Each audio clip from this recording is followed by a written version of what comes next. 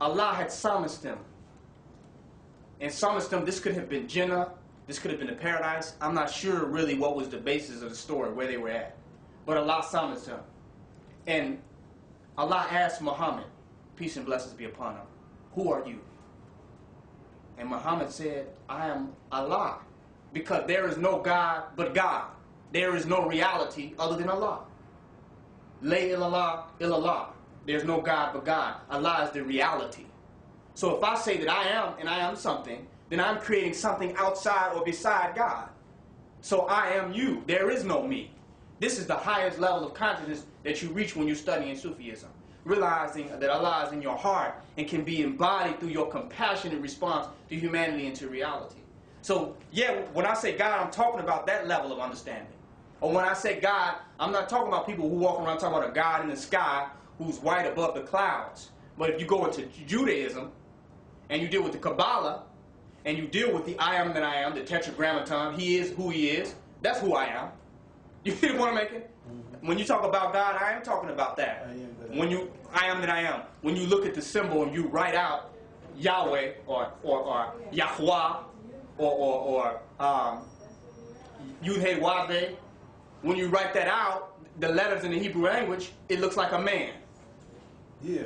If you write it out. Yes. His head, Yes, his solar plexus is there, and it's a flame, and his head is a flame. The highest chakra and dealing with the solar plexus, which is the sun that is inside of us, which in Tai Chi they call the Dosyeondam, which is the seat of energy, which all your movements come from, and then it's the legs on there. So why the symbol of Yahweh in Hebrew is a man. Arm, leg, leg, arm, head. If you study it from a Kabbalistic perspective. If you go into it from Judaism. Now, if you go into it and you say from a Christian Scientist perspective, I am that I am, then I'm talking about God. But from a Christian perspective, I'm not talking about that God. Or who the Hebrews say is Yahweh somewhere in the sky that's governing and controlling over everybody and they have no power. I'm not talking about that being when I say God. I'm talking about that higher level of consciousness, the essence of who we all are. So my point in saying that is that when they say the Creator, they're now taking the assumption that what they see has some beginning. When they look out into the universe, they assume that somehow this began. But the creation is a word that denotes process. Whenever you see I-N added to a word, it's always talking about a process. Action, creation, relation, right? So if this is the creation, this is already, the word denotes that this is some everlasting process that may not have had a beginning or never had an end. So what you are calling God never created, but is a process himself of constant creation. Do y'all follow what I'm making? Big difference. When you go and say God created, then now you're saying this is all over with. And you're walking around in the conclusion. But when you say creation, you denote a process of something that's constantly happening. It's an action word of something that's happening. So when you say creation, you know that you are an organic aspect and you are a participant in that process because you are inseparable from everything that exists. Everything that you find in nature, all the elements, all the forces that are in nature are in you. And there's no separation between human beings and any aspect of nature. We are a part of nature in our own processes. We breathe in oxygen, breathe out carbon dioxide. We are inseparable from nature's manifestation and nature's behavior. Its behavior patterns are somehow related to where we populate, what we do in societies, how we pollute the air, how we destroy the earth. Nature has an interactive relationship with man. So even nature is not outside of man. It's totally holistic. There's a more holistic relationship between man and nature. And that same holistic relationship is the same between man and God. Now in Kemet, in Egypt, nature was considered the Netters, or the Neteru. So the elemental forces were considered gods. Or that forces of nature was considered God. So we were in alignment with those forces. And we utilize those forces to manifest things and to make things happen. And we use those forces to shape and create our own reality, to manifest our own destiny, to build those powerful monuments and those powerful structures. We use the forces and powers of nature to manifest those things. So when we say God, We're inseparable from nature, and we're the same inseparable from God.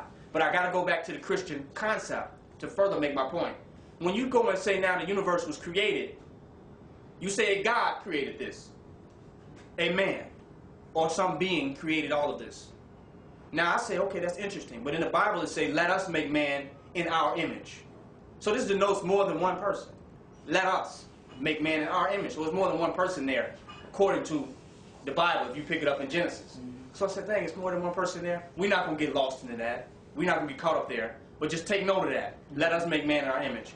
Now, where was God standing when he created all of this? Where was he at? The Christian will tell you, well, you're going too deep now. You ask him where God was at when he created the universe? Come on. Nobody knows that. Well, if you don't know, why are you practicing something you have no knowledge of? But let's keep questioning that. God created the universe. Where was he at when he created it? What was he inside of? Was he inside of something bigger than him? Because to exist denotes to be. And to be is relative to other things that are being. Let's not get away from the English language. It has to make sense. To exist separates what you are from something else that is. If you cannot be separate from something else that is, you do not exist. You have no existence. Existence denotes individuality. So for God to exist at any period in time, there had to be something other than his existence. Do you see the point I'm making? Or it will be oxymoronic. His existence would have been non-existence, and that makes no sense. You're saying God exists, and you're saying that he was a being and a man that walked in the garden, and that he can see, and he felt, and he even rested on the seventh day. So you're saying God is some type of a being that exists. And I asked, well, where did he exist at? He existed somewhere. It must have been a place. And who is the God of that place where he existed? Ask yourself that question. If he existed somewhere, then that had to be an atmosphere.